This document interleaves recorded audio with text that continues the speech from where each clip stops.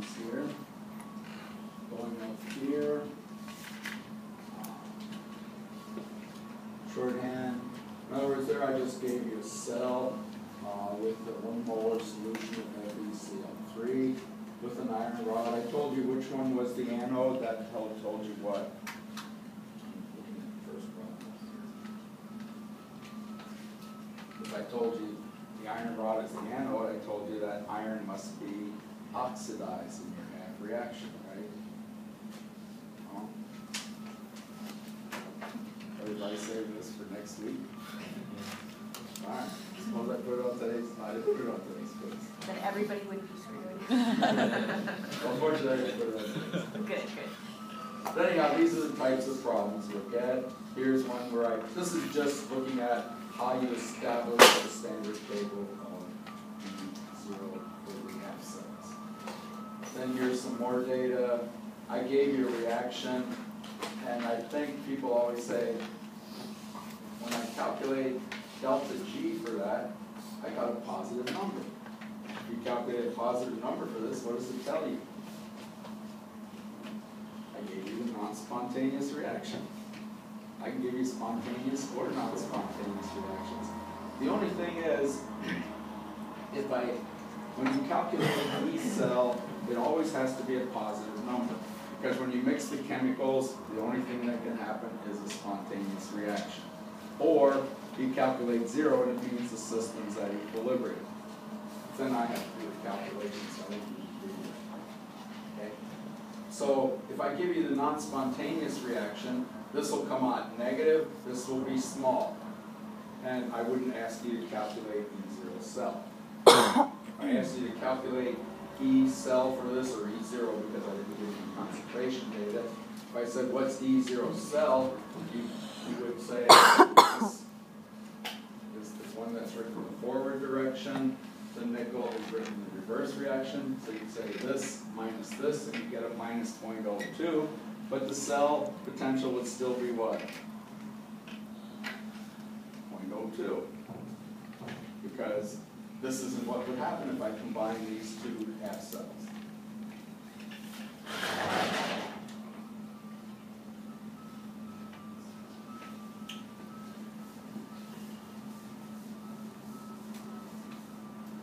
In other words, there's the equation I wanted you to do here. And I said, okay, I'm going to combine this one with this one. And it's a lowest common multiple, 10.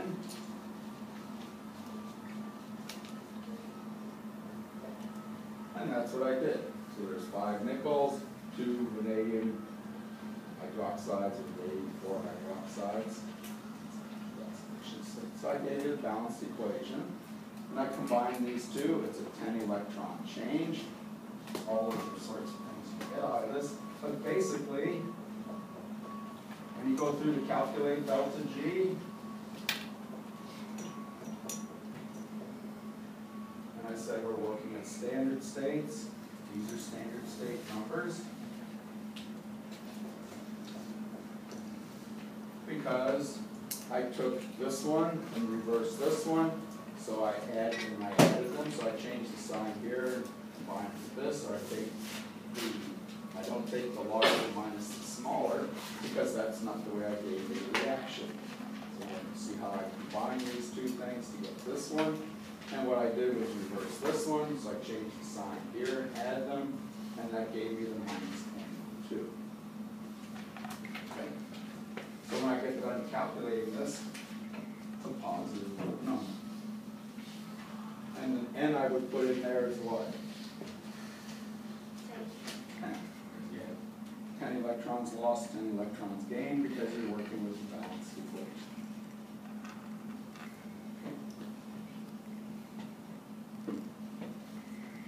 So you calculate a positive number. Then you can either use, do I have it up here anymore? You can either use this to calculate the K, because you'll have a number for delta G0, or you can use the other one, which I have erased.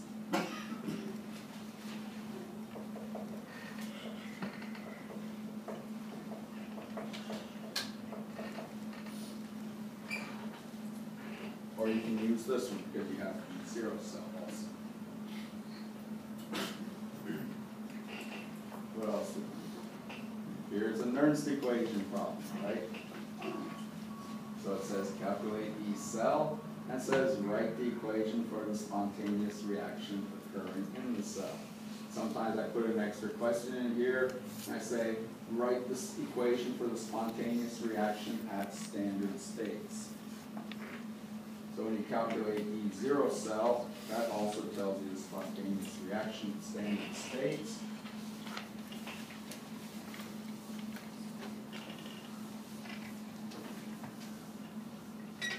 And so I'm going to say larger minus the smaller. This is smaller, right? Wrong? Your opinion? Which one's smaller? -1. This one, because of the minus sign.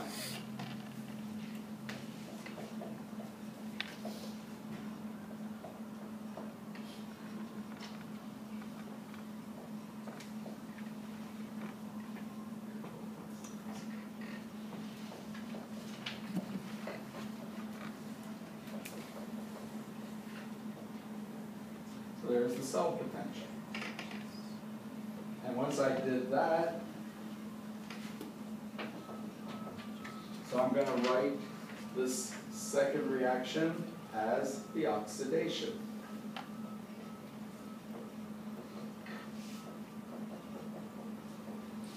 And the first one,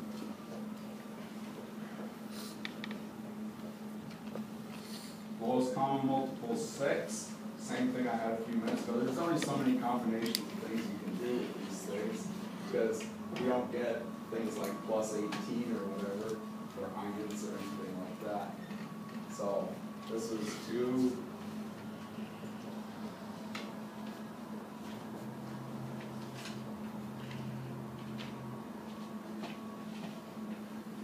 So there's our balanced equation.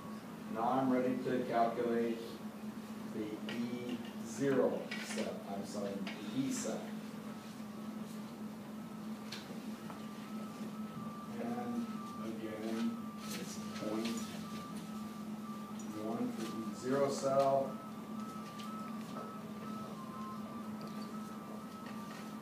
What do I put down here? 6 electrons, right? You just put N and you don't get the right answer. Find something.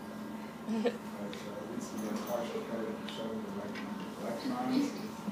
L10. Whoops.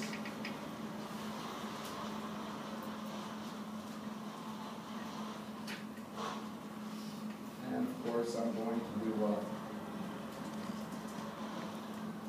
Square. Put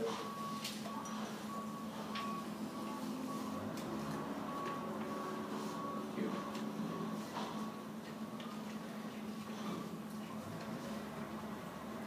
Okay, that's why you need this equation. And the thing is, this number goes with this equation. Minus 0.100 would go with this equation.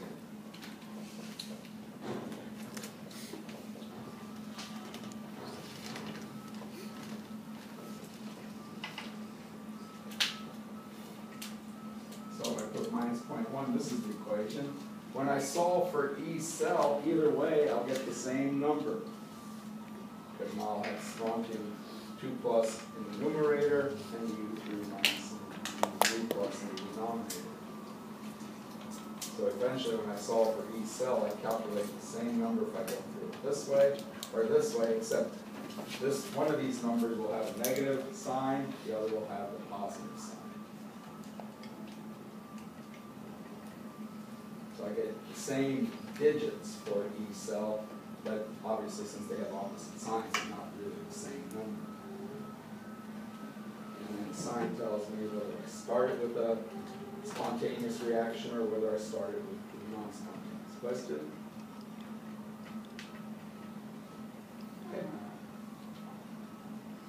What else do we have here?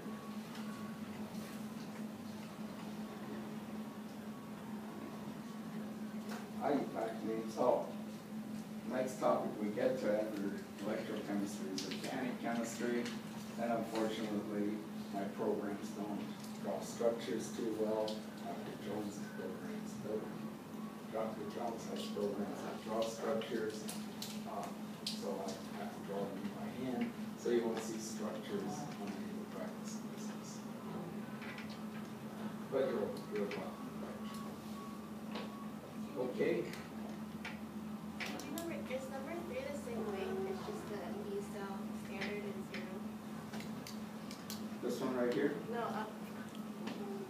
That one. Let me see.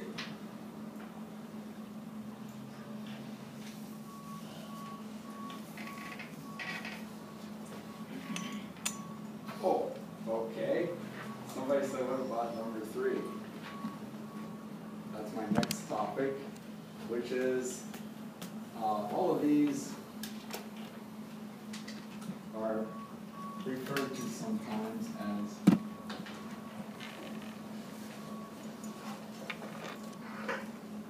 concentration cells, where you're using NERST equations to calculate cell potentials. Then the next type of cell is the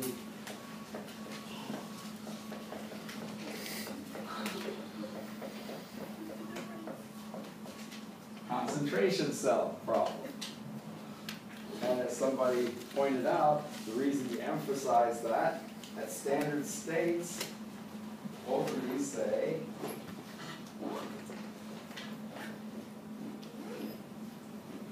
so that means E0 cell is going to be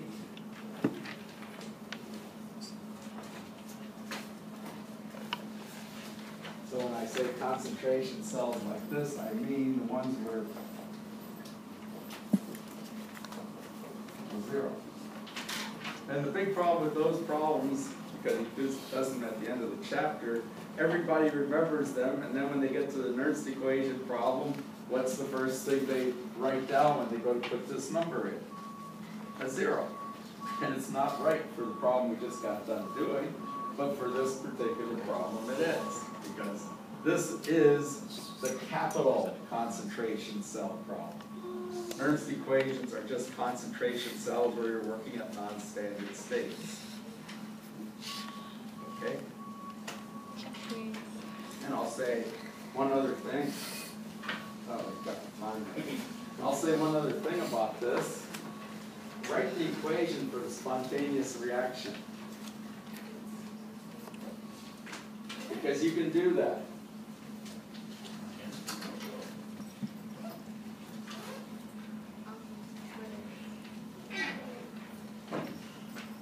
Oh, yeah. Everybody said, I can't do that. I said, sure you can. You've seen enough. Should I write the equation for the spontaneous reaction? Do it. Somebody said yes. I said, sure.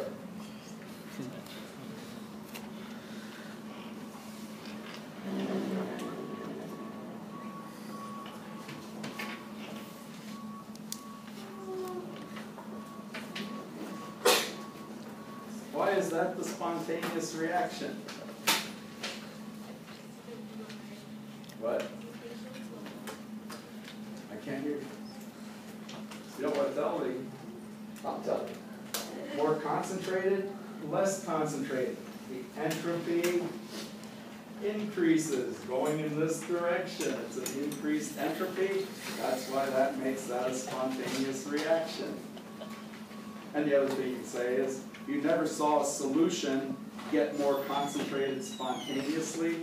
It always goes to the more dilute state. So things go dilute, they never concentrate. Unless you have a solvent, but that's a different problem. So that's the next problem we'll talk about.